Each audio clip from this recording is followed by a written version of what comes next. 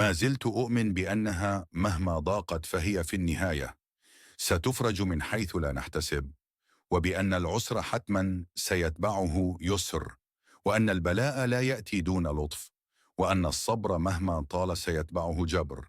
ما زلت أؤمن بأن القادم سيمحي آثار السابق، وأن الله سيعوضنا عما مررنا به، وسيعطينا حتى نرضى.